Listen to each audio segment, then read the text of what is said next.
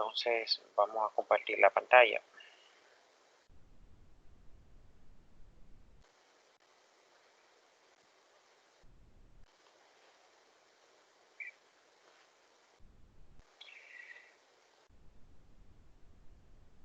¿Están viendo la pantalla ahí? Sí. Bien. Recuérdense los micrófonos. El micrófono tuyo tiene ruido, Robinson. Tiene que ponerle en mute. Sí. Bien. Vamos a ver de qué se trata este problema. Es el problema que va para, ustedes se imaginan que va para el parcial, ya. Entonces, un problema similar, le puedo variar ahí que la fuerza F3 vaya hacia arriba o la fuerza F2 vaya hacia la derecha, pero es la misma, o sea, es la misma topología del problema. ¿Qué me están diciendo? Dice, se aplican 3 fuerzas sobre la viga en voladizo, una viga en voladizo, o sea, empotrada, en ménsula. Determina los esfuerzos principales y el esfuerzo cortante máximo en el punto H. Inclusive yo le añadí, por eso tenemos que ganar tiempo, y le añadí el círculo de Mohr. O sea, todo este problema, lo que ustedes tienen ahí, que vamos a ver, 14 páginas, tenemos que hacerlo. O sea, para resolver este problema yo utilicé 14 páginas. Entonces, vamos a ver cómo lo entendemos de manera al paso. O sea, ustedes me preguntan, o sea, me piden la palabra cuando ustedes no entiendan algo. Vamos a ver.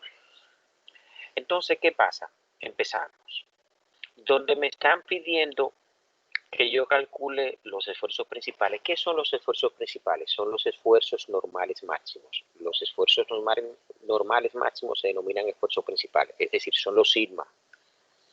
Y los esfuerzos principales son dos, el esfuerzo normal máximo y el esfuerzo normal mínimo, es decir, y eso lo llamamos nosotros, hay algunos autores, por ejemplo, como el profesor JN, que utiliza sigma máximo y sigma mínimo. Yo utilizo sigma 1,2. Bien. Y el esfuerzo constante máximo, que es el tau máximo. Y además comprobamos todo esto también con el círculo de Mohr. Eso no lo pide el libro, realmente yo lo coloco. Bien. Vamos a ver. Entonces, como me están pidiendo que analice el punto H, no el K, sino el punto H. ¿Dónde está el punto H? Realmente el punto H está en la superficie, señores. Esto es una viga, está en la superficie, pero tiene realmente una porción. Estos puntos tienen una porción en la sección transversal. Entonces, lo primero que yo tengo que hacer es ver dónde está ubicado el punto H. Y entonces fíjense que tracé aquí una línea punteada para yo delimitar mi sección transversal. Eso significa que yo debo dar un corte ahí para yo analizar esa sección, porque es la sección que contiene el punto H, correcto. Es la sección que contiene el punto H. Doy un corte mirando hacia la pared, es decir, que quito esto. Quito todo lo de atrás porque estoy mirando hacia la pared. Perfecto. Bien. Entonces, ¿qué pasa? Como yo tengo que trasladar todas esas fuerzas a el centroide de O, es decir, formar sistemas equivalentes, entonces ustedes saben que el momento en forma vectorial no es más que el vector posición en forma vectorial por el vector fuerza en forma vectorial, o sea, por el vector fuerza. Entonces, para yo conseguir el vector posición, lo que tengo que hacer es restar las coordenadas del punto final de ese vector menos la coordenada del punto inicial. Entonces, los vectores son, fíjense, como tengo 3 fuerzas, tengo 3 vectores, R1, R2 y R3. Pero R1 y R2 son iguales porque van al punto C, desde O al punto C. En el punto C coinciden, son concurrentes las fuerzas F2 y F1. Es decir, es el mismo vector. Pero tengo entonces un vectorcito acá que es el R3 realmente que llega hasta R3, hasta la fuerza 3. Fíjense, aquí utilizo una de las propiedades que tienen los vectores, que yo puedo trasladar un vector a lo largo de su línea de acción, y la línea de acción de un vector es imaginaria. Entonces yo lo que hago es que digo, este vector está aplicado acá, realmente en el punto que definí como A. A coincide entonces con el punto C, con el punto O, es decir, está en esa superficie neutra. Bien, entonces, ¿qué pasa? Siempre definimos nosotros las coordenadas realmente en el punto donde yo doy el corte, o sea, donde yo analizo la sección. Entonces, fíjense que definí aquí, no lo hice acá, no tiene sentido, eso no tiene sentido, sino que defino mi sistema de coordenadas realmente donde, en el punto O, acá. Y si lo defino acá, entonces, ¿qué tengo? En el punto tengo como inicio el sistema 0 en X, 0 en Y y 0 en Z. Pero ¿qué pasa? Voy a analizar entonces en el punto A. Si ustedes se fijan, A, esto desde O hasta C tiene ¿cuánto? Tiene 15. Le quito 4 de acá y me quedan 11. Entonces 11, 0, 0. O sea, no tiene nada. A no tiene altura. O sea, distancia en Y, no tiene distancia en Z. Y tengo por último a C. C tiene entonces, si ustedes se fijan, no me salió C, vamos a ver dónde está C.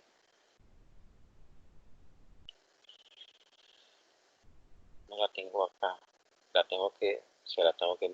C está como 15, 0, 0. Y ya tengo ahí el punto.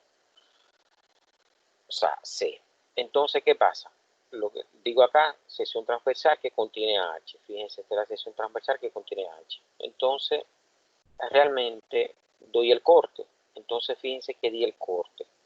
Entonces, fíjense que estoy analizando aquí la sección que contiene H. Miren cómo está H. Fíjense que H es superficial y H tiene entonces una porción. Así es que se analizan esos puntos, por lo general. Fíjense que si hay otro problema del libro que dice analizar el punto K. Fíjense que A está en la superficie lateral, pero tiene entonces una porción en la superficie de la sección transversal. Entonces yo traslado cómo yo formo sistemas equivalentes, trasladando las fuerzas con su misma dirección y su mismo sentido y calculando un momento. Fíjense la fuerza, le llamé aquí, creo, fíjense, F1, F2 y F3. No está nombrada, yo se lo llamé por un tema de es más fácil trabajar así con fuerzas nombradas en el determinante y en los cálculos. Entonces, F1 la llevé entonces a O, la traslado con su misma dirección y su mismo sentido. Fíjense que es una fuerza que va, bueno, ya defino los ejes. Miren, es importante utilizar cuando usted está trabajando con estos problemas esa notación de sistema de coordenadas para, qué sé yo, evitar algunas complicaciones, por ejemplo, con el tema del esfuerzo, o sea, tener algunas confusiones. Utilizamos el eje longitudinal, lo utilizamos como X siempre. Entonces, usted lo puede utilizar como cualquier, o sea, puede utilizar cualquier sistema. Pero esto le da ya, nos quedamos entonces con que los esfuerzos yo lo tengo en el eje longitudinal, tengo entonces, y fíjense que utilizamos lo que nosotros llamamos X, lo utilizamos entonces como Y. Como el eje Y tenemos el Z que utilizamos como Y, lo utilizamos entonces como Z, el que utilizamos como Y. Y este que utilizamos como Z lo utilizamos entonces como X. X siempre va a ser en el eje longitudinal. Siempre representenlo así es más cómodo obtener entonces los esfuerzos normales y eso.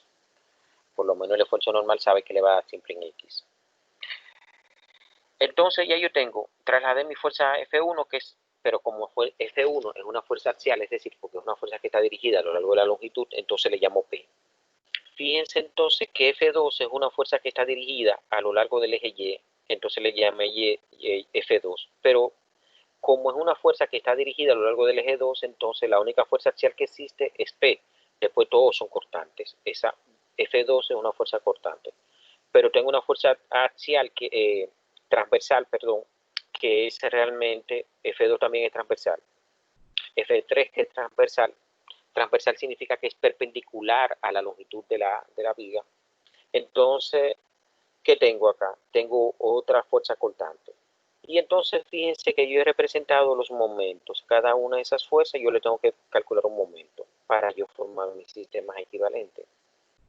Entonces, ¿en qué consiste ahora? Ya trasladé, fíjense, trasladando las fuerzas con su mismo módulo, dirección y sentido a O y generando un momento para cada fuerza trasladada, se tiene lo siguiente. Fíjense, las fuerzas trasladadas son F1, 24, F2, 2 y F3, 3 kilos. Eso es libra. Los momentos, entonces, yo lo desconozco. Momento M1 lo desconozco, momento M2 lo desconozco y momento M3 lo desconozco, que es esto que yo estoy colocando acá. Desconozco. Vamos a calcular entonces esos momentos. Ya le dije, para yo calcular los momentos, trazo entonces un sistema, o sea, de coordenadas en O, y entonces, y con ese sistema entonces, y en O, C y A, y define entonces los vectores posiciones. Vámonos entonces para el cálculo de M1. ¿Quién va a ser M1? M1 vectorial, el momento en forma vectorial producido por la fuerza 1 va a ser el vector posición en 1, R1, por el vector fuerza 1. Si ustedes se fijan, yo tengo entonces como R1 me lo define C, sería 15 menos 0, 0 menos 0, 0 menos 0. Y la fuerza, como es una fuerza axial y va entrando a la sección, entonces negativa, menos 24 en X, más 0 en J, más 0 en K. ¿Y qué tengo, señores? Tengo un determinante. Ese determinante es R1X, R1Y, R1Z, F1X, F1Y, F1Z y JK. Entonces, ¿cuáles son, quién son las componentes de R? Esto que yo tengo acá.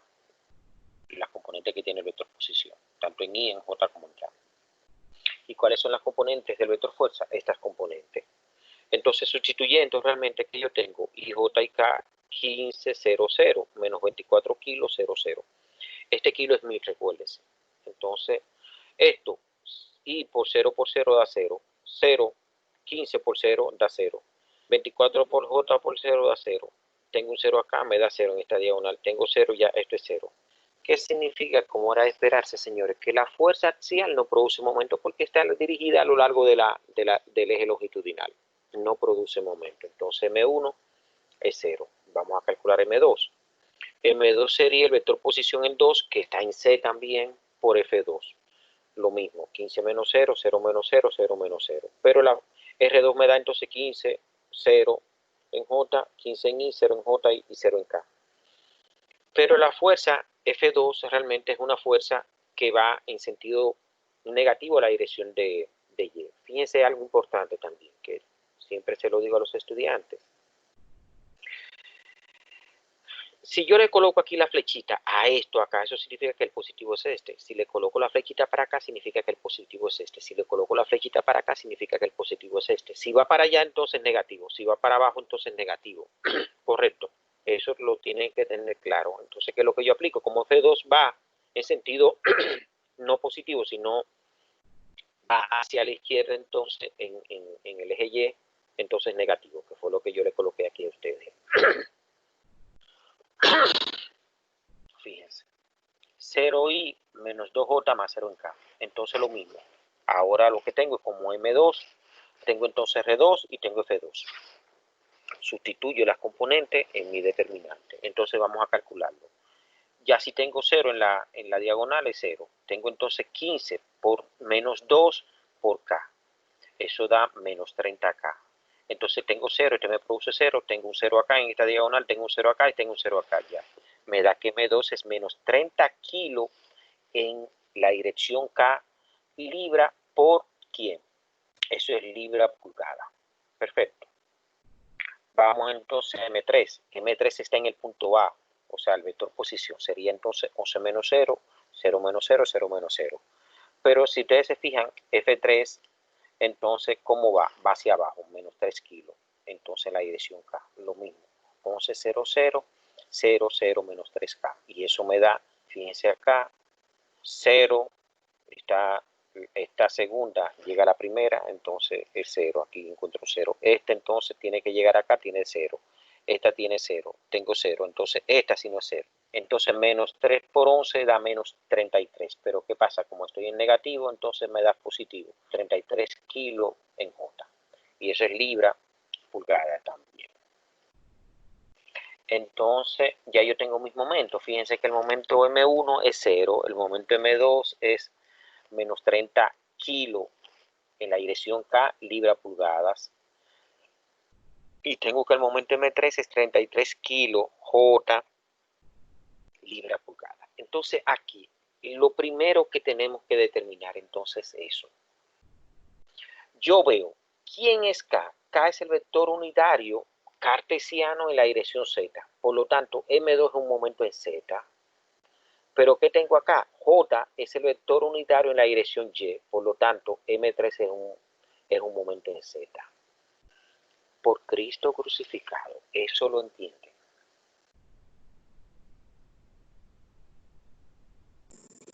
Está bien, profe, mientras tanto. Estamos bien, ¿verdad que sí? El pasito ahí. Se ve todo claro, ¿verdad? Bien. Ya saben que esto aquí, cuando lleguen acá, esto es fundamental. Usted identifica realmente dónde están sus momentos. Bien, hasta ahí estamos claros. Al paso. Vamos a seguir al pasito entonces. ¿Qué pasa? Vengo acá entonces, fíjense, ya yo determiné que yo tengo un MZ y tengo un MY. Voy a ubicar entonces esos valores. Vamos a ver acá. ¿Qué tengo? Miren algo también. Chequense de acá. O sea, ¿cómo me dan esos valores? O sea, ¿cómo me dan esos valores? ¿Cómo me dan? Miren los signos. Miren los signos. ¿Qué me dice? Vamos a ver. ¿Qué es lo...? Me están diciendo que MZ es negativo. Y me están diciendo que MY es positivo. Perfecto. Yo tengo que ubicar esos momentos en el sistema cartesiano allá. Subo entonces. Vengo acá. Vengo acá. Miren. Entonces, como MY era positivo, su vector sale en la dirección Y. Fíjense, MY lo dibujé acá, mírenlo acá, es positivo, porque MY es positivo. Pero me dicen que MZ es negativo, entonces fíjense que yo dibujé hacia abajo el MZ. Fíjense acá. Señores, ¿eso lo entienden ustedes? Ahí se ve. Ahí se ve. Bien. Entonces, ¿qué pasa? Si todos ahí, vamos a ver, hacen conmigo, yo no lo estoy mirando, pero hacen conmigo la regla de la mano derecha, es decir, agarra su mano derecha, todo agarre su mano derecha y pónganse la frente a la cara, abierta. O sea, que la palma de la mano esté frente a su cara. ¿Lo están haciendo eso conmigo? Sí. Correcto. Entonces, tienen la palma de la mano frente a su cara. Coloquen entonces el pulgar, como que estuviera buscando a Y, a MY. O sea, ¿hacia dónde? Hacia la derecha. Todos lo tienen así. Miren el dibujo. Sí. Busquen a Y. Entonces, giren como están, tienen la mano hacia, el pulgar hacia la derecha. Entonces, los dedos, los 4 dedos restantes, entonces lo tienen que girar hacia la palma de la mano. O sea, como que le quede frente a su nariz. Hicieron ese ejercicio. O sea, tengo un dedo pulgar buscando a Y, hacia la derecha, y tengo 4 dedos que están apuntando a mí. Lo tienen eso. Sí. Entonces, ¿qué pasa? Si yo hago ese ejercicio, significa entonces que las fibras, ¿dónde está H? H está en la parte superior. Entonces, como H está en la parte superior, usted está traccionando a H por MY. O sea, lo está alando. Y entonces, como ala a H, que está arriba, entonces la parte de abajo, que está por debajo del eje Y, se comprime. Porque si uno se tracciona, el otro se comprime. Entonces, H por MY se tracciona. Porque usted lo está alando. Son los 4 dedos suyos que están hacia usted. Usted está alando a H. Ese ejercicio lo hicieron y lo visualizan. Sí. Robinson me está diciendo que sí. Yo no sé los demás. Sí, es correcto. El ejercicio se hace, pero todavía no entiendo la parte que H se tracciona y Bárbaro, la parte de pero abajo se comprime. es lo que te estoy explicando, Bárbaro. Ajá. Vamos otra vez, te lo explico. Hiciste, Trajiste primero, los dedos hacia el frente de ti. Primero coloca la palma de la mano abierta frente a ti y buscando el pulgar que busque la flecha, o sea, que busque, mira esto, el pulgar tiene que buscar esa flecha, el pulgar. Ajá. Y queda, correcto. ahí mismo queda. Entonces, tú agarras, tienes la palma de la mano abierta, ¿verdad que sí? Entonces, tienes que buscar la palma de la mano, o sea, los 4 dedos tienen que girar alrededor de la palma de la mano. ¿Y qué es lo que van a hacer? Se van a curvar y te van a buscar a ti, te van a señalar a ti. Tú tienes 4 dedos ahora mismo que te están señalando. Correcto. Sí. Entonces, ¿qué pasa? Eso significa que tú estás alando lo que está arriba. Tú alas lo que está arriba. Los dedos significa que tú estás alando lo que está arriba. Ok. Entonces, como los esfuerzos por flexión son simétricos, ¿qué pasa? Lo que está pasando arriba es lo contrario de lo que está pasando abajo. Entonces, imagínate, yo estoy traccionando arriba y entonces estoy metiéndome abajo. O sea, estoy comprimiendo abajo. Sí. Hicimos el ejercicio con Y. Vamos a hacerlo a ver si lo entienden entonces con Z. ¿Hacia dónde yo tengo que colocar el pulgar entonces? Fíjense a Z dónde está. Hacia arriba. Z, Bárbaro, MZ está hacia abajo. Z hacia abajo. Es el momento, un vector. Ese vector me dio negativo, por eso es que lo puse hacia abajo. Fíjense acá, ese vector lo puse hacia abajo. Entonces, ¿qué tienen que hacer? Agarren su mano derecha otra vez y ponen el pulgar hacia abajo. Abierta la mano, abierta siempre. El ejercicio se inicia. La regla de la mano derecha es con la palma de la mano abierta. Y entonces tienen que marcar. Ustedes están ahora mismo apuntando al piso.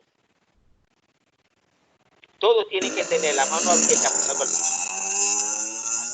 Y entonces la cara, ahora mismo de la mano, la palma, está entonces, usted está mirando la mano de frente, no está mirando la palma de la mano, ahora mismo, si están haciendo el ejercicio. Sí, la parte de atrás de la mano. Exactamente, no la parte de la mano, la parte de arriba de la mano, tú estás mirando ahora. Tu cara es donde están las venas, es que tú estás mirando ahora, donde está el azul. Correcto. Sí, bien, entonces, ¿qué pasa? Si tú giras, ahora cierra las manos. Eso significa entonces que las fibras que están en K, ¿qué va a pasar entonces? Las fibras que están en K. ¿Está traccionando, profesor, acá? Se traccionan. Y las que están entonces en el otro lado, acá, se tracciona acá y estas entonces se comprimen. Y así se analiza la tracción y la compresión por flexión. Pero vamos a verlo entonces, vamos a verlo ahora más adelante. Pero fíjense la importancia que tiene usted ubicar bien el signo de los momentos, porque eso le da a usted con la regla de la mano derecha cuáles son las fibras que se traccionan y cuáles son las fibras que se comprimen. Cuando hablo de tracción es positivo, cuando hablo de compresión es negativo. Perfecto. Al caso ahí. Esto es lo más sencillo que tiene este problema. El problema más difícil es calcular el esfuerzo cortante, que siempre donde le da brega a los estudiantes. Yo voy a ver ahora si con esta metodología que voy a explicar se le hace fácil a los estudiantes. Hasta ahí esto es sencillo, muy sencillo, todo es sencillo, no tiene dificultad. Vamos a seguir entonces. Ya yo determiné, fíjense, por eso se lo marqué acá. Tengo MZ y MY, pero tengo entonces MZ realmente va negativo, por eso ustedes pusieron su palma de la mano hacia abajo. Y yo lo dibujo, tengo que dibujar ese vectorcito hacia abajo. Y aquí MY lo tengo que dibujar realmente hacia donde, hacia la derecha, MY. Bien. Entonces, ahora empezamos a hacer cálculo. ¿Qué yo digo? Yo tengo que hacer un análisis para cada una de las cargas que yo tengo en mi sección transversal. ¿Cuántas cargas yo tengo en la sección transversal? Se lo pongo acá. Vamos a ver. ¿Cuántas cargas tengo en la sección transversal? ¿Cuántas cargas tengo en la sección transversal? Carga es fuerza sin momentos. ¿Cuántos tengo yo? ¿Cuántas cargas tengo?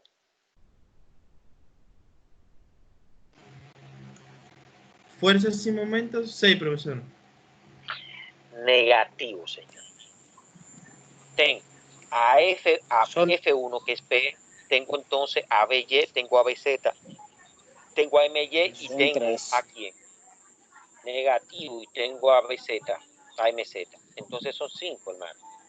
Tengo 3 fuerzas y 2 momentos. Porque tengo el momento 1 me dio 0. El máximo de carga que yo tengo en una sección transversal son 6. 3 fuerzas y 3 momentos. Pero ¿qué pasa? Hay un momento que me dio 0. Entonces tengo 3 fuerzas y 2 momentos, son 5. Fíjense, por donde quiera tiene que cuadrar las cosas. El máximo que yo tengo son 6 cargas. Como tengo 3 ejes, lo multiplico por 2. 3 por 2, 6. Porque en cada eje puedo tener máximo 2 cargas, que son una fuerza y un momento. Entonces, como tengo 3 ejes, tengo 3 por 2 son 6. Pero ¿qué pasa? Aquí ya un momento me dio 0. Entonces realmente tengo 3 fuerzas y 2 momentos, son 5. Mírenla acá. Vamos a ver, no me crean a mí, mírenla ahí. F1, tengo a F2, tengo a ¿quién? A F3 que va bajando, tengo el momento que ya hicimos el ejercicio MY y tengo el otro momento MZ. Ahí está. Entonces, ¿qué significa eso? Que yo debo calcular entonces para esas 5 cargas, tengo que calcular un esfuerzo. Y yo tengo que identificar qué tipo de esfuerzo me producen esas cargas. Recuérdense, la fuerza axial produce esfuerzo normal. Las fuerzas cortantes producen esfuerzo cortante. Los momentos flectores producen esfuerzos normales. Y los momentos torsores producen esfuerzos cortantes. Pero en este caso, M1 era la única posibilidad de que se produjera un esfuerzo cortante era a través del eje longitudinal, porque el esfuerzo cortante, o sea, el momento torsor se produce realmente, el momento torsor se produce en el eje longitudinal, pero me dio que el eje longitudinal, el menos 1 es 0, entonces por lo tanto no hay cortante. Entonces, ese es el paso que nosotros seguimos acá, ahora mismo. Yo debo calcular, para esas 5 cargas, realmente debo calcular un esfuerzo. Empezamos por la primera, F1. Ya yo sé que F1 es una fuerza axial. ¿Por qué es una fuerza axial? Es una fuerza longitudinal porque va a lo largo de la dirección longitudinal. Esa es la fuerza que entra. Entonces, F1, ¿qué es lo que genera F1? Un esfuerzo normal, fíjense. Eso es sigma, se lee sigma, que es el esfuerzo de la barriguita. Entonces digo, como actúa en X, entonces ya es sencillo. Como F1 actúa en X, ¿qué esfuerzo va a generar? Un esfuerzo en X. Fíjense que aquí se la puse rojo. Ya saben que F1 genera un esfuerzo ¿en qué dirección? En la dirección X. Entonces, como F1 está entrando, realmente la fuerza, el efecto que produce es compresión en la sección. Es decir, él está comprimiendo toda la sección que contiene a O. Es decir, él está haciendo esto. Fíjense acá. Está entrando a la sección y está comprimiendo todo esto. Fíjense que esta fuerza está entrando y está comprimiendo todo esto. Bien. Entonces seguimos. Ya tenemos entonces el análisis de F1. Me produce una carga, un esfuerzo normal, un esfuerzo por compresión es negativo. Entonces vamos a calcular quién es A. Vamos a ver a A. A es el área de la sección transversal. ¿Cómo lo determinamos a A? Si ustedes se fijan, vamos aquí a la figura. Entonces, ¿cuánto es la base de esa área acá? ¿Cuánto es la base? Si esto es 2, señores, mírenla acá. Esto es 4 total. 2 más 2, 4. ¿Y cuánto tiene de altura? Tiene entonces, ¿cuánto? 3 más 3, mírenlo acá, que es 6. O sea, tiene 6. Entonces, sencillo. ¿Cuál es mi área? Mi área es entonces la base, que 4 por 6 de altura, eso me tiene que dar 24, que fue el valor que yo coloqué acá. Base 4, altura 6, el área es 4 por 6 pulgadas, 24 pulgadas cuadradas. Ya salí de eso. Vamos a calcular entonces los momentos de inercia. Como tengo un momento, tengo el eje Z, donde tengo un momento flector, y tengo el eje Z, donde el eje Y, donde tengo un momento flector, y tengo el eje Z, donde tengo un momento flector, también vamos a calcular esos momentos de inercia. Entonces, ¿cómo yo calculo los momentos de inercia, por ejemplo, en el eje Y? Entonces, el eje Y es el eje de simetría. Entonces, tengo un eje de simetría. la base es paralela al eje de simetría y entonces la altura es perpendicular. Vamos a ver si eso se entendió. Entonces yo tengo base por altura al cubo sobre 12. Ese es el momento de inercia de un rectángulo siempre. En el caso de un triángulo yo tendría base por altura al cubo sobre 36. Perfecto. Bien, pero vamos a ver cuál es la base y cuál es H. Si estoy en Y. Y vengo acá. Vengo acá. Vamos a ver. Ese es mi eje. Si ese es el eje de simetría, que es Y, ¿cuál sería la base entonces acá? La base C, está bárbaro, y esta es la altura, ¿cierto? Entonces la base es 4 y la altura es 6. ¿Lo ven eso?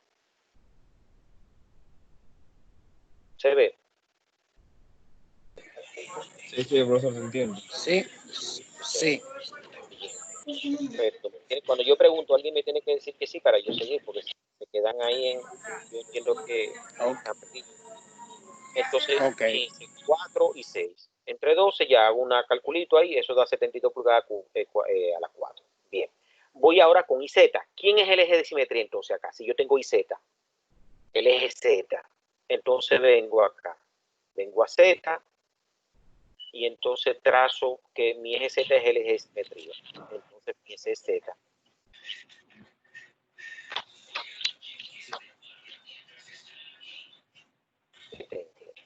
Tengo entonces al eje Z. Vamos a ver.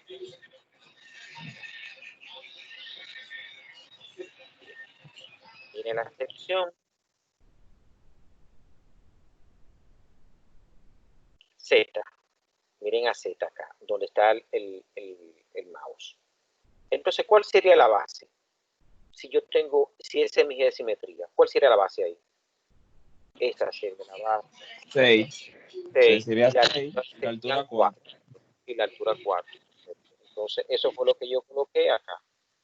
Si ustedes se fijan, eso fue lo que yo coloqué acá. 6 y 4. Y eso me da realmente IZ, sustituye acá. PH cubo sobre 12 me da 32 pulgadas a la 4. Ya. Fíjense entonces que tengo ya, calculé mi área, calculé mi Z, calculé mi Y. Ya empiezo a hacer cálculo. ¿Qué tengo? Entonces tengo menos 24, que es lo que vale F1 entre 24. Fíjense que eso me da 1 kilo PCI, porque libra sobre pulgada cuadrada me da 1 kilo. Pero ¿cómo ese kilo negativo? Eso significa que ese esfuerzo normal es a compresión. Perfecto. Vamos entonces a calcular para MY. Aquí eso es otra cosa que tienen que tener claro. Fíjense que se lo puse en rojo. Cuando estoy en la pizarra le digo cuál es el que falta. Y aquí tienen que saber ustedes cuál es el que falta. Imagínense que no tengan este Y acá, que no tengan este signo X. Usted empieza. Yo tengo MY porque yo estoy calculando el esfuerzo que produce el momento flector en Y ya saben que genera un esfuerzo normal.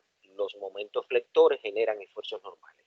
Entonces es un sigma. ¿Y cuál es la fórmula que yo tengo? MY por C, como es máximo C. Entonces, I sub Y. Siempre el momento de inercia se produce en el eje donde se genera el momento flector. Fíjense que yo le pongo MY y entonces aquí tengo Y, ya, de antemano. Entonces, esa Z de acá depende en el punto donde yo voy a calcular entonces el esfuerzo. Y como el máximo tiene que ser en los extremos. Venimos acá. Estoy con mi eje Y, que es mi eje de simetría, MY. Vengo acá. Me voy a la sección otra vez. Me voy a la sección otra vez. Entonces, miren mi eje de simetría. ¿En qué distancia se encuentra el punto, en qué eje se encuentra el punto H con relación a este eje de simetría? ¿En qué eje se encuentra H? En el eje Z. Mírenlo acá. H está en el eje Z. Acá, ese punto. Entonces, por eso es que yo le llamo a C CZ. Está en el eje Z. Fíjense, esto es elevación Z. Entonces, aquí yo le llamé CZ. CZ. Olvídense de esto. Aquí en el segundo miembro, ¿cuál eje me falta? Yo tengo a Y, tengo a Z. Y. ¿Cuál eje me falta?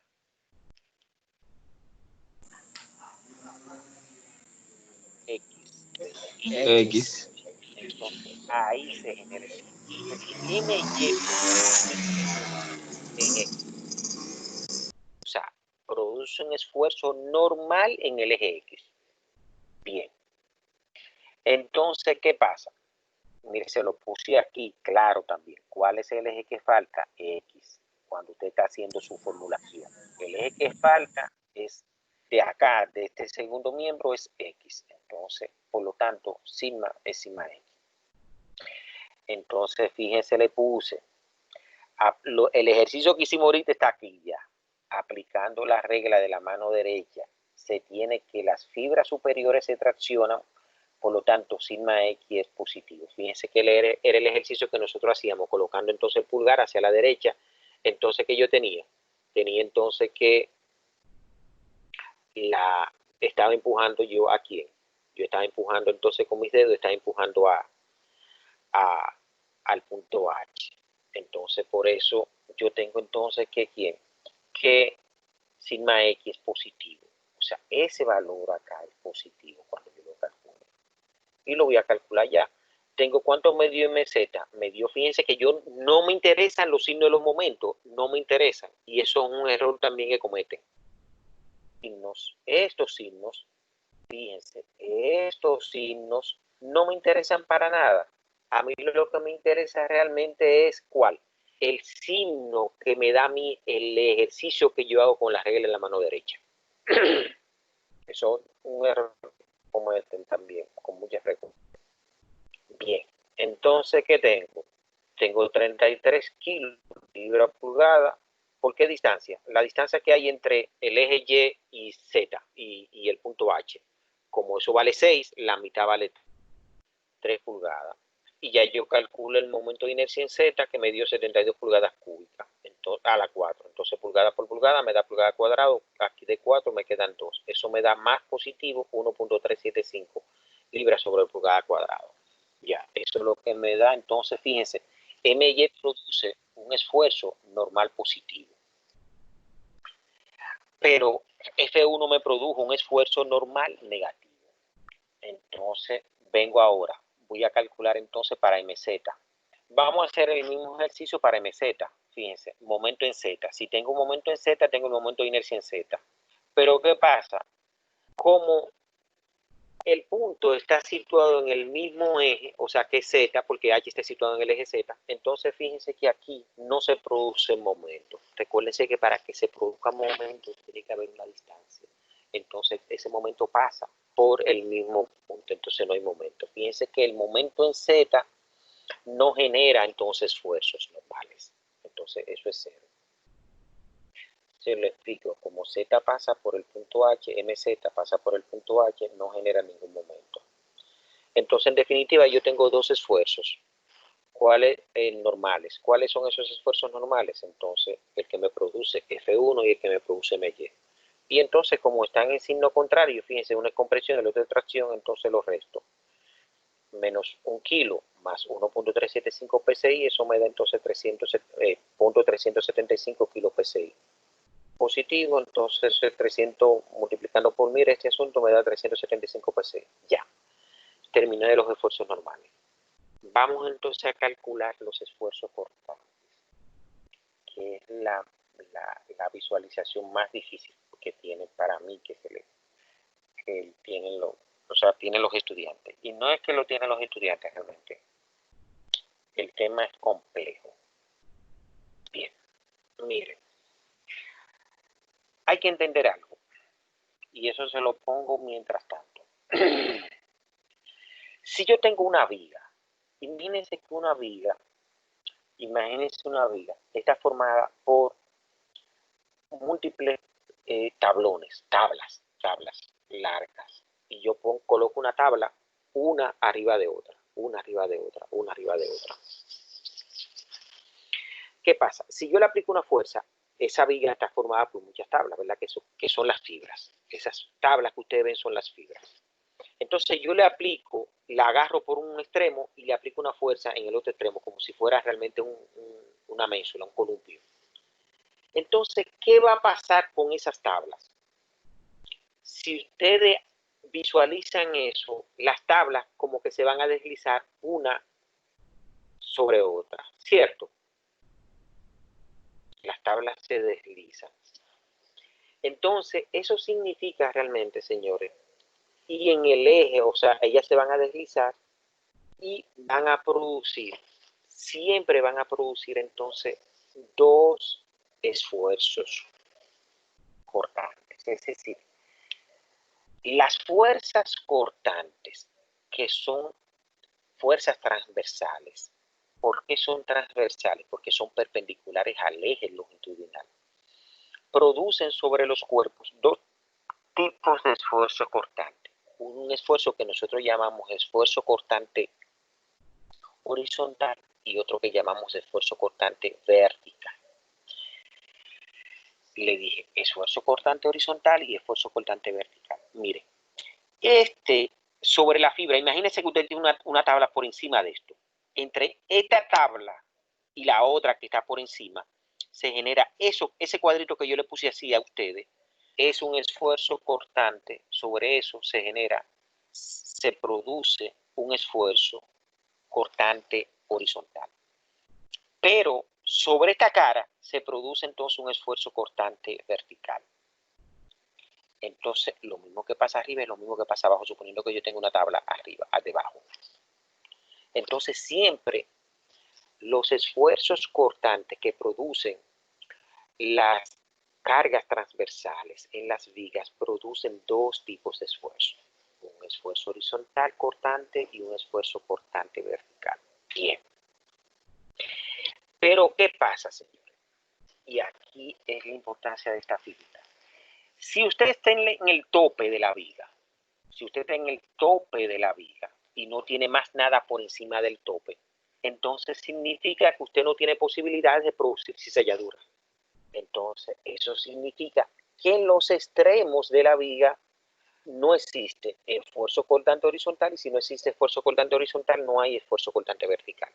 Eso pasa en el extremo superior y en el extremo inferior, o sea, acá también.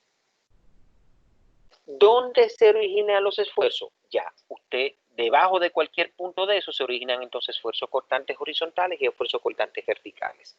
Esos esfuerzos son el tau XY y el tau YX. Si es vertical, es tau XY. Tau XY, ¿qué significa? X es la distancia perpendicular al eje vertical, que es Y. Entonces, por eso yo digo tau XY. Si es horizontal, entonces el eje horizontal realmente, perpendicular, ¿cuál sería? Entonces al eje, el eje horizontal, si es el tau, o sea, si yo tengo entonces el esfuerzo cortante horizontal, yo tengo entonces el esfuerzo que se generaría sería el esfuerzo tau YX. Tengo entonces la dirección que se desplaza sería la dirección en X. Aquí en este caso. En este caso tendría yo el tau XY. El otro sería el tau, este esfuerzo sería el tau YX. Esta letrita pequeña de acá me dice a mí cuál es realmente la primera, me dice que cuál es el eje al cual es perpendicular. Entonces el esfuerzo. Y en la otra entonces me dice realmente en qué dirección va el esfuerzo, la otra letra. Entonces aquí, por ejemplo, tau XY, esto es, va en qué dirección, en el eje Y. Y aquí entonces se produce en qué dirección va, en el eje X. Ya, yo lo identifico siempre por la segunda, que es más fácil para mí. Entonces, me da la segunda letra, me da entonces la dirección. Entonces tengo, si es Y, tengo tau XY. Si me da la segunda letra, X, por ejemplo, tengo tau YX. Pero aquí lo importante es saber, si tengo una viga que tiene cargas transversales, que son cargas perpendiculares, entonces los esfuerzos en las superficies, tanto arriba como abajo, son nulos. No se calculan. Tengo esfuerzos realmente donde, debajo de esos puntos. ¿Cómo calculo esos esfuerzos? Con esta fórmula, señores. Tau es B por X, B por Q sobre I por T, donde B es la fuerza cortante, la que yo le dije, la que tiene la viga, y Q realmente es un momento estático, un momento de primer orden. Fíjense, le llaman también primer momento, entonces con relación al eje neutro.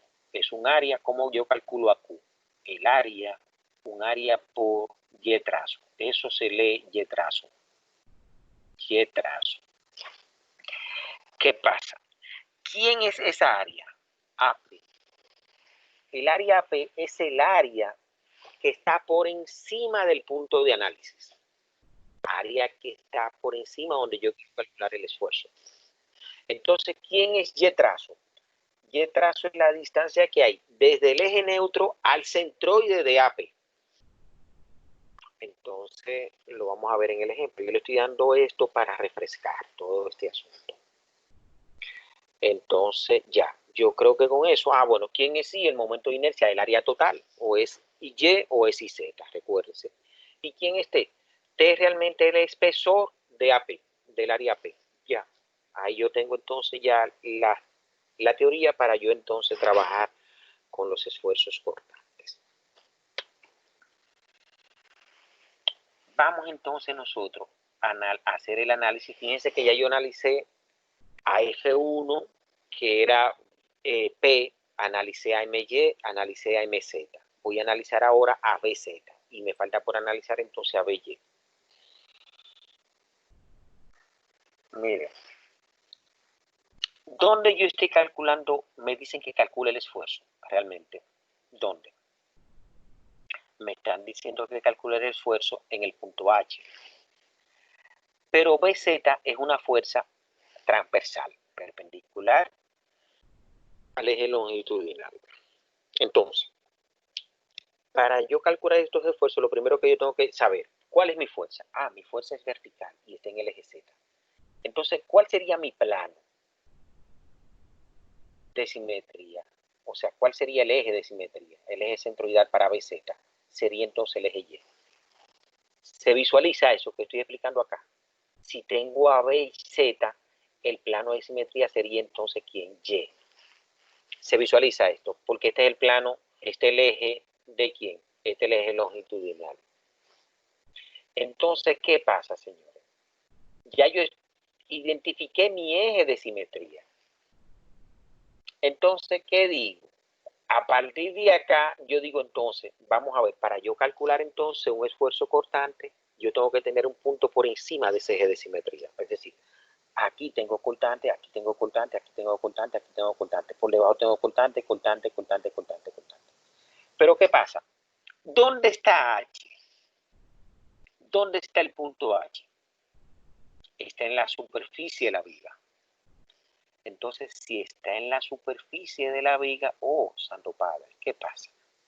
En la superficie de la viga que yo tengo, esfuerzo cortante cero. Por lo tanto, como H está en la cara superior, no ejerce cortante para esta cara, por lo que por BZ, por lo tanto tau es cero. Por Cristo crucificado, yo los exhorto a ustedes, si encuentran una explicación así en cualquier parte de YouTube, excepto el profesor JN, y este ejercicio lo resolvió el profesor JN, y yo siempre le digo a los estudiantes, vayan a ver el video del profesor JN y compárenlo con el mío. O sea, completamente diferente. Donde el profesor JN lo realiza en una hoja, aquí yo fíjense todo lo que yo he tenido que explicar. Ahora, la explicación más clara que tiene el esfuerzo cortante la da el profesor JN, que es un doctor en ingeniería mecánica. Entonces, esto es, y todo esto que yo le estoy explicando es todos los años que yo tengo estudiando este tema, que no es fácil. Y no todo el mundo se enfrenta a calcular esfuerzos complicados. Lo que se hace es realmente que cuando tú estás calculando los esfuerzos normales, entonces tú asumes muchas cosas. Entonces, ¿pero qué significa tú asumir? Significa entonces, por ejemplo, que si yo aquí, miren, si yo no hago este análisis, yo digo, no, espérate, tengo dos esfuerzos. Aquí se me importa de que sea compresión. ¿Tú sabes lo que yo estoy haciendo? Es que estoy ejerciendo, entonces estoy sumando esfuerzo. Y si sumo esfuerzo, entonces eso significa entonces que yo realmente estoy sobredimensionando realmente el diseño que yo tengo. Y ese es eso. Eso es en definitiva lo que pasa con este tipo de análisis. Si tú no haces un análisis fino, tiene todas estas implicancias. No vas a tener realmente un diseño lo más óptimo posible. Entonces, yo tengo una carga axial, o sea, si asume todo esto, entonces ya tú sabes que no vas a optimizar tu diseño. Bien, ya yo analicé BZ, pero vamos a analizar entonces BY. Bien, me voy entonces a BY, análisis de tau por BY. Entonces, sencillo, igualito. Fíjense, tengo a BY. ¿Dónde está BY? En este eje. Entonces, si BY está en el eje Y, entonces tengo mi eje de simetría que sería como Z.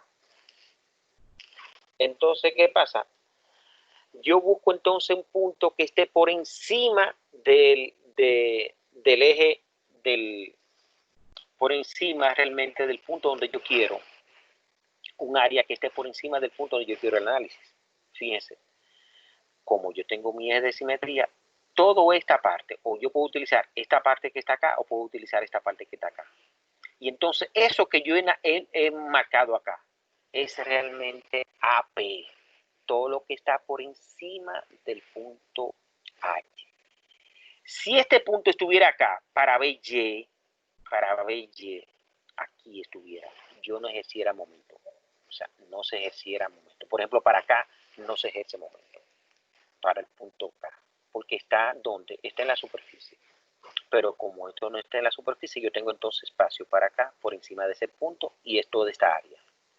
Entonces, esto que yo he marcado acá es AP. Y donde Y trazo realmente es la distancia que hay desde el eje de simetría, que es Z para mí aquí en este caso, al centroide de AP. Eso es Y trazo. Y ya, con eso yo determino, fíjense, aplico, mi BY es 2 kilos, mi AP, ¿quién es mi AP? Mi AP, esto es 6, recuérdense, y esto es entonces, como tengo totales 4, serían 6 por 2, 12. Y entonces, ¿quién es Y? Como esto es 2, entonces la mitad de 2 es 1, eso sería el Y trazo. Multiplico entonces 12 por Y trazo, me da 1 pulgada cúbica. ¿Quién sería IT? IT sería entonces, como tengo mi eje de simetría, IZ. Mírenlo acá, IZ. Y el espesor sería el espesor de esta área. ¿Cuál sería el espesor? 6 pulgadas. Y ahí calculo entonces mi tau en el punto H. Bien. ¿Qué pasa? Si usted quiere comprobar que su asunto está bien cuando tiene cargas, algunos tipos de secciones, por ejemplo, para una carga rectangular, yo tengo esta expresión, que eso es 3 medios de la fuerza colpante sobre el área. Entonces, miren qué fácil es este análisis acá. Eso es 3 medios de ¿quién? La fuerza colpante es 2 kilolibras y entre 24, que es el área. Me da lo mismo, 125. Bien. Fíjense que dio, por las dos formas, dio lo mismo. Ahora, este es el método genérico. Y depende entonces, esta fórmula se puede aplicar solamente para algunos casos especiales, no para todo. Cuando tú tienes carga sección rectangular, la puede aplicar. Entonces, cuando tienes circular, la puede aplicar porque hay unas fórmulas también, que es diferente a esta. Pero, ¿qué pasa? Yo debo calcular entonces realmente cuál es el sentido que tiene esa fuerza. ¿Cuál es el sentido? O sea, ¿cuál es el signo de esta fuerza? Entonces, sencillo. Como tau me lo está generando realmente, me lo está generando BY. Entonces, ¿hacia dónde va BY?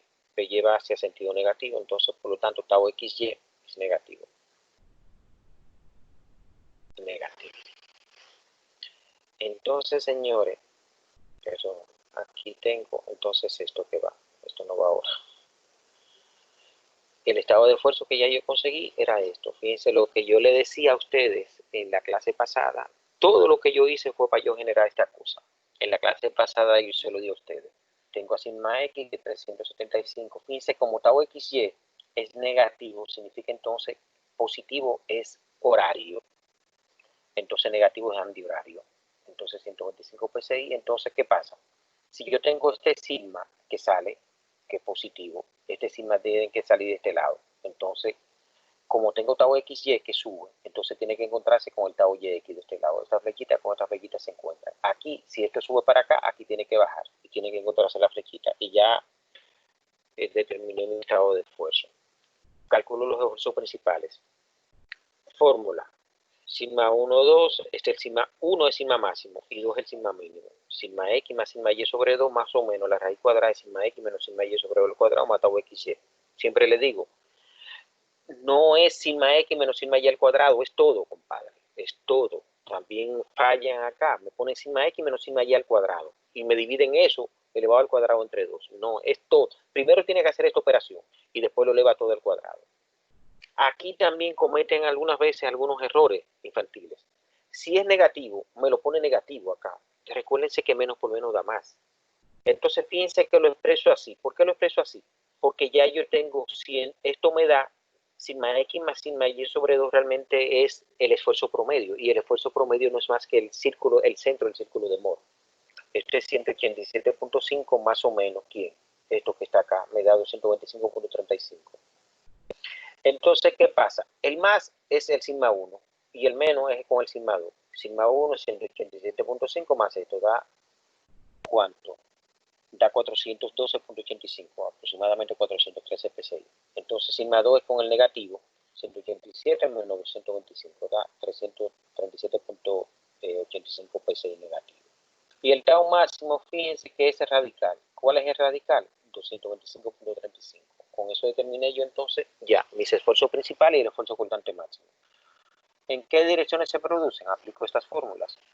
Para el ángulo de donde se producen los esfuerzos principales, ¿cuáles son? Un medio del arco tangente de menos tau XY sobre el sigma X menos sigma Y sobre 2. Aplico la fórmula y me da aproximadamente 17 grados. El phi tau, eso es un medio del arco tangente, entonces las fórmulas se cambian y el signo es positivo. Un medio de sigma X menos sigma Y sobre tau XY. Y eso me da cerca de 28 grados. Ya tengo entonces, fíjense, la dirección, los esfuerzos principales, la dirección. Vamos a comprobar eso por el círculo de Moore, entonces. Sencillo. Miren mi círculo de Moore acá. Eso es. O sea, yo lo utilicé, si ustedes no me lo van a creer, fue con una tarjeta y hice una cosa. Ustedes lo tienen que hacer, ya saben, con compás y todo eso. Entonces, ¿qué yo tengo? Primero, fíjense acá, identifico mi punto 1. ¿Cuál es el punto 1? Esta cara. El punto 1 tiene sigma X y tau XY, y el punto 2 tiene sigma Y y tau YX. Pero ¿qué pasa? ¿Sigma Y cuánto es? ¿Ustedes vieron que calculamos sigma Y? Nunca. Sigma Y 0. Y recuérdense que lo que les estoy diciendo, tau XY es igual a tau YX. Y son en definitiva esfuerzos promedios constantes. O sea, es el mismo valor. Y es un promedio realmente. Lo que son iguales son los promedios, porque realmente son diferentes en los extremos, esos esfuerzos, pero se asume como que si fueran iguales. Entonces, dibujo el punto 1. Fíjense que el punto 1, aquí yo utilicé, miren qué fácil. ¿Cómo yo utilizo la escala? También se lo explico a ustedes, a los estudiantes. Yo veo mis números, lo que yo tengo que dibujar. Ah, mira, tengo 375 y tengo 125. Si yo divido 135, 375 entre 125 me salió perfecto ese asunto, me da 3. Entonces, eso significa que yo puedo utilizar entonces escalas enteras de ¿cuánto? De 125. Cada escalita que yo utilizo, o grande o pequeña, que sea 125. Entonces aquí yo tengo que, si ustedes se fijan, 0, trazo un sistema. Este sistema es tau, sigma. Entonces aquí yo tengo 0, 125, 250, 375. Mírenlo acá, 3 rayitas. Como tengo realmente el tau XY es negativo, entonces hacia abajo, una sola rayita. Aquí tengo el punto 1. ¿Qué pasa? Como sigma Y es 0, entonces tengo el tau XY, el tau YX es positivo, entonces sube. Entonces este es mi punto 2. Entonces fíjense, trazo una raya que una el punto 2 con el punto 1 con el punto 2.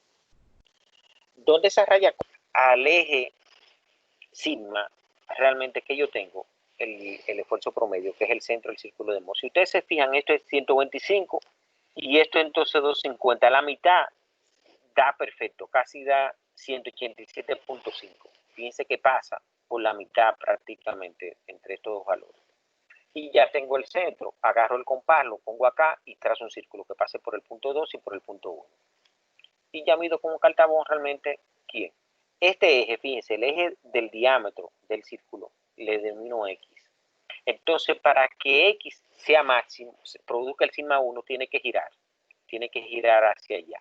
Y para que entonces se produzca el esfuerzo cortante máximo que se produce en este eje vertical que yo tracé por acá, tiene que girar entonces hacia acá. Entonces, en el círculo de Moore, realmente el giro que yo tengo es doble.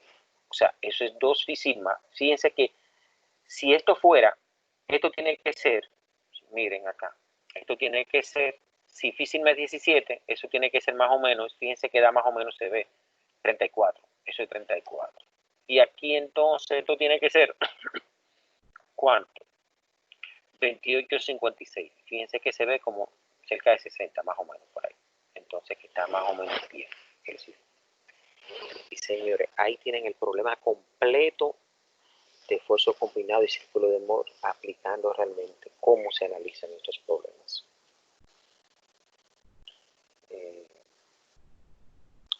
Yo espero que lo estudien